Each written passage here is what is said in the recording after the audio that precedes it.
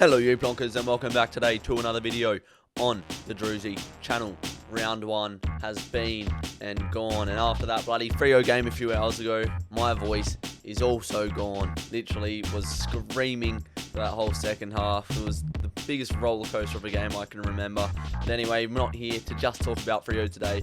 Every week, hopefully, I'm going to do a 9 things we learned from that round. So looking at every game, the main takeaway that I had from that game. I'm doing this because I don't know how frequently I can do the Drew Footy Show with Jesse. We are filming it tomorrow night, so it should be out on Wednesday. So keep your eyes out for that. Before we get into today's video, I'd like to thank the sponsor of today's video, Manscaped, who are giving you a great deal on their products. Using code Drewzy20 at checkout at manscaped.com, you can get 20% off whatever you want. I highly recommend the Lawnmower 4.0, the best ball trimmer on the market. Ceramic blade, LED light, 90-minute battery life. It's got all you want. Reduce the risk of nicks and cuts. Use the best tools for the job with Manscaped.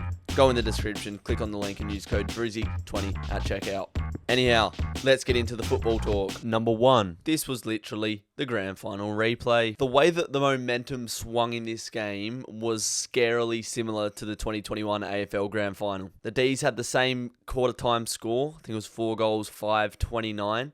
The Bulldogs come steaming through in the second quarter with a snap from Treloar and Aaron Norton popping up with some important marks and goals. Finally, the momentum swung when Ben Brown had a set shot and nailed it, much like Hamish Brayshaw did in the grand final. It was basically the bloody grand final replay. The way that these two teams match up, clearly the momentum can be seen swinging in a familiar fashion. Great game to open up the season, and I think the key to victory for me with the D's, other than everything you already know about their run and spread and how good they bloody operate, was their kicking efficiency, particularly in set shots. They kicked set shots in vital moments, and they backed themselves even when the set shots were hard ones. Maxi Gawn hit one from 55. Luke Jackson hit one from a long distance away as well.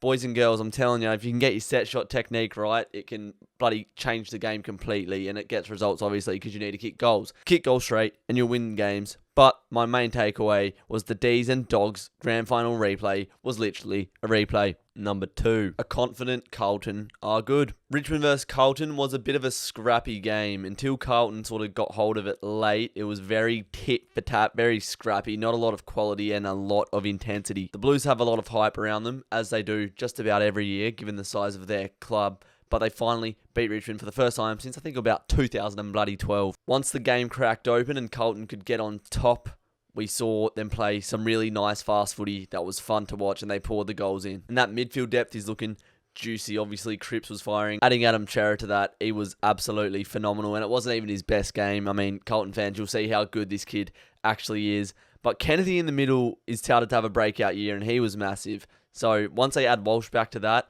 DeConing in the ruck was magnificent. I think he had a massive impact as well.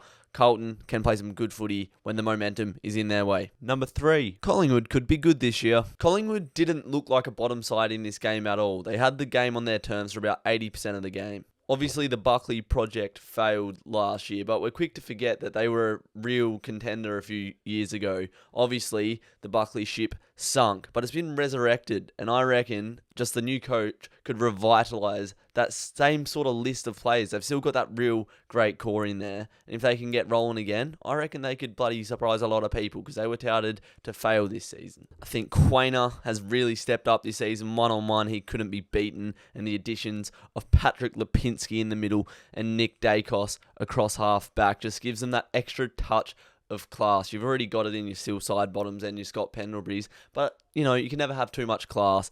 Bit of polish, and I liked what I saw from those two new boys. Number 4, Essendon back to reality. After finishing in the top 8 last year, Essendon fans had massive hopes, I reckon, inflated hopes. Some would say they're comparable to today's fuel prices. But really, the top 8 last year wasn't that good at the bottom end. The 2 bottom spots were sort of up for grabs for any team to take. I think that made people believe that Essendon are better than they actually are. Let's not forget they are still a very young list, and I reckon they semi-overachieved last year. Going into this game against Geelong at the G, you'd sort of expect the Bombers to at least compete, given the amount of hype they had, the amount that they've been talked up recently. You'd think at least they would compete. They only kicked 4 goals in the first half, and their shining light was a debutant, Nick Martin, who kicked 5 goals, pretty much half of Essendon's score. So obviously, lots of players didn't pull their weight. Maybe we overjudged Essendon. Let me know what you reckon in the comments below. Number 5, Sydney will go deep in 2022. Sydney have some great list depth,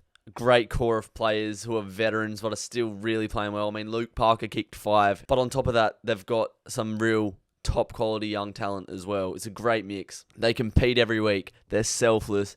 Every player knows their role, and they just play for the greater good of their team. The Sydney Derby was a very fiery game with a very high intensity, and the Swans didn't shy away from it at all. When the game got fiery, when it got hot in the kitchen, Sydney stepped right in, and they stayed there until the Giants left. Finally cracked them late in the 4th and streamed home to victory. I reckon the Swans will be very competitive in 2022. They were the most impressive performance of the round for me. Number 6, don't let Port take your dog for a walk. They can't hold a lead.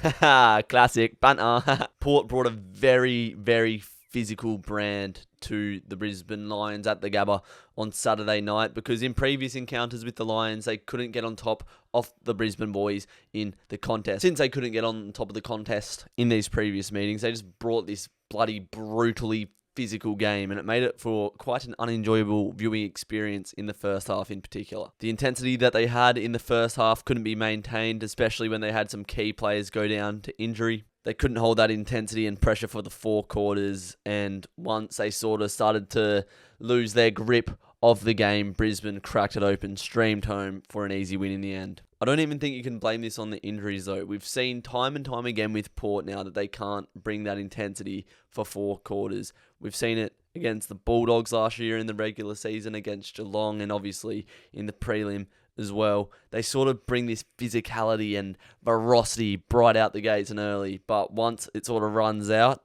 they're done. Definitely needs a tweak at Port Adelaide if they're going to compete for a flag this year. Number 7, Hawthorns' defence is rock solid. Frost, Granger Barras, Scrimshaw, Chankuth Jath, James Sicily off the top of my head. That's a bloody solid backline, mate, and it's got a good mix of physicality and strong as well as speed. So, good mix down there at the Hawks. North had 53 entries, had more than Hawthorn despite losing the game, but they only scored from 18 of those entries, obviously due to the physicality and the heat that the Hawks defence brings. And that's about it. That's what I learned. Number 8, Freo still can't kick straight. After being the worst set shot side in the AFL last year, you would have thought the boys would have gone away in the summer and really honed in their set shot goal kicking and thought, you know what? That was an area of weakness for us last year. Let's come back and prove the doubters wrong. Prove that we know how to kick a ball straight. Bloody Nora, lads. That was hard to watch. The game would have been finished in the second quarter if we could have kicked straight. The scoring shots were 17 to Freo, 7 to the Crows at half time. You'd think they would have put the game to bed with that. But no, they bloody kicked 9 points out of 17 shots. More behinds than goals. It's a recurring theme for Freo. And if you kick those, you build a massive scoreboard pressure. It demoralises the opposition, and you can sort of start to take your foot off the gas. What we did was, because we were on top of the Crows, we took our foot off the gas, but we didn't kick straight. The Crows kicked about 7 goals straight, rushed back into it, and it took until the very last quarter for Freo to finally get a momentum swing and be clinical in front of goal. Obviously, a Heath Chapman last-second heroic saved us from losing this game, gave us the 4 points. We were literally a fist away from losing this game, which should have been put to bed in the second quarter. Disgraceful performance in front of goal from the Dockers. Clearly needs to be improved. And number 9, West Coast are in the mud. Firstly, I want to credit Gold Coast for being competitive and a cohesive unit for 4 quarters. Now let's get on to talking about West Coast. West Coast will not be able to play a 4-quarter effort of good footy until they get some of their injured players back, because they just can't play as a cohesive unit. This group of players hasn't played together enough against opposition to be a cohesive team. It looks like a team of individuals out there. They're just running here, there and everywhere. They look disjointed. They're waiting for moments of magic from Willie Rioli to do something, or Petrocelli or Jermaine Jones to just have these individual moments of brilliance. But the team isn't clicking. With the scores tied at 3-quarter time, you'd think, at home, they're going to dig in here and dig out a result. But Gold Coast kicked 8 goals in the last quarter to West Coast 2. Shows that they weren't up for the fight as an army, like the Gold Coast Suns were, who stuck together and got the 4 points away from home for the first time against West Coast ever. But there's 9 things I learnt from round 1 in the AFL 2022 season. Let me know what you learnt down in the comments below. Get in there. Go check out our sponsors at Manscaped down in the description below. Like the video if you enjoyed. Subscribe if you're new. And I'll see you in the next one. Take care. You plonkers.